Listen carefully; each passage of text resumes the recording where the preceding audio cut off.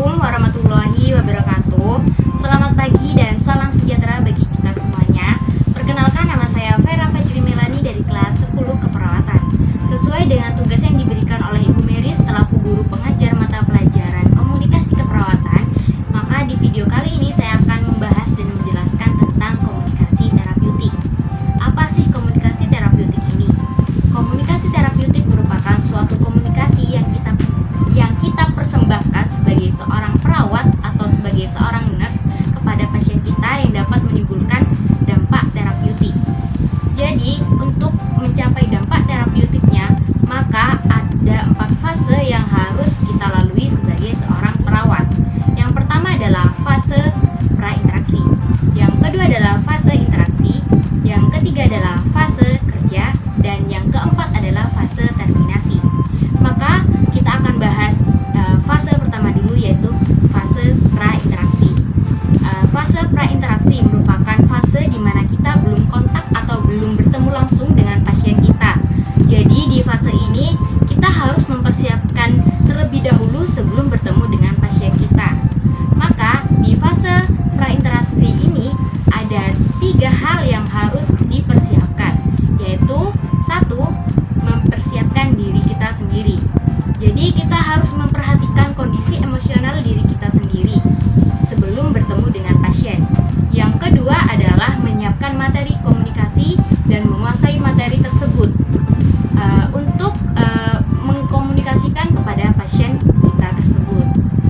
Yang ketiga adalah mengetahui lebih awal tentang pasien kita tersebut, yaitu mengetahui informasi tentang latar belakang pasien kita tersebut, mengetahui latar belakang pendidikannya, latar belakang kehidupannya, dan sesuaikan gaya komunikasi kita dengan kemampuan pasien kita tersebut.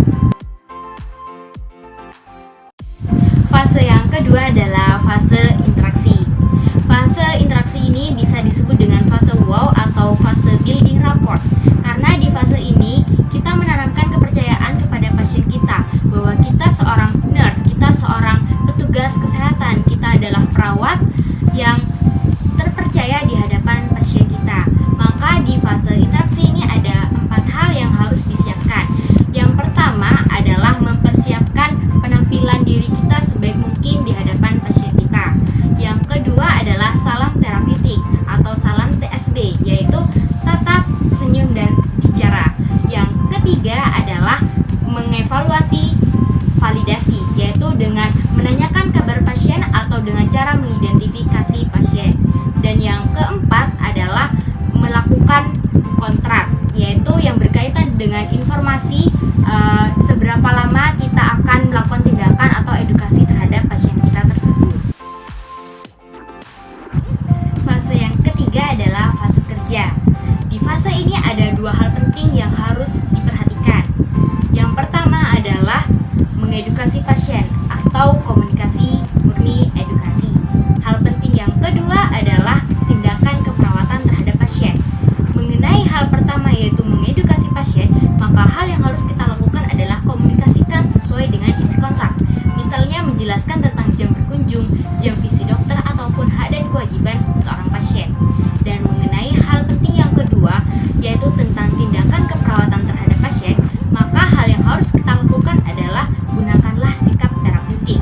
Karena pada saat kita melakukan observasi tanda-tanda vital pada pasien, maka sikap terapeutik ini sangatlah penting, yaitu pertahankan kontak mata, jadilah pendengar yang baik, dan lakukan sentuhan lembut terhadap pasien kita. Fase yang keempat adalah fase terminasi. Di fase ini ada 2 hal penting yang harus diperhatikan. Yang pertama yaitu melakukan evaluasi hasil tindakan yang telah kita berikan kepada pasien kita. Evaluasi ini ada 2. Yang pertama evaluasi subjektif atau menanyakan keluhan dan perasaan pasien. Yang kedua adalah evaluasi objektif, yaitu menyuruh pasien untuk mengulang kembali penjelasan yang telah kita berikan. Di saat kita melakukan evaluasi ini, jangan sampai kita meninggalkan salam terapeutik, yaitu TSB, tatap, senyum, dan bicara. Dan hal penting yang kedua yaitu adalah rencana tindak lanjut dan kontrak yang akan datang, yaitu dengan menjelaskan hal tersebut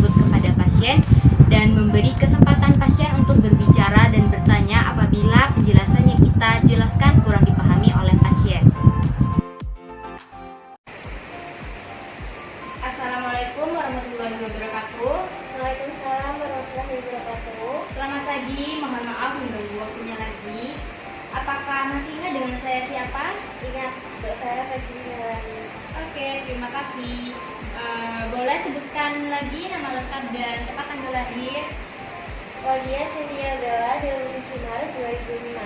Oke, terima kasih. Jadi sesuai dengan isi kontrak dan perjanjian kemarin pada kesempatan kali ini saya akan mencoba menjelaskan tentang tata tertib dan peraturan dalam ruangan ini. Dan untuk waktu yang saya butuhkan tidak lama, hanya 2 menit ke depan. Apakah Mbak Bella bersedia? Bersedia. Baiklah, terima kasih.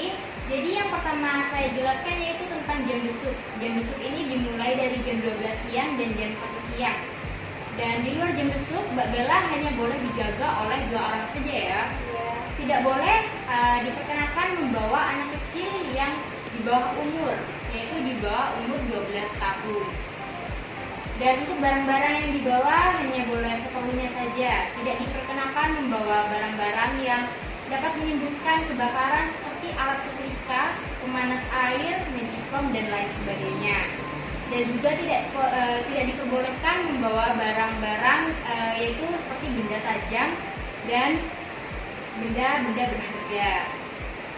Dan untuk lingkungan sekitar ini Mbak Bella boleh memperhatikan kebersihan dan kerapiannya agar Mbak Bella merasa nyaman dan betah selama dirawat di sini.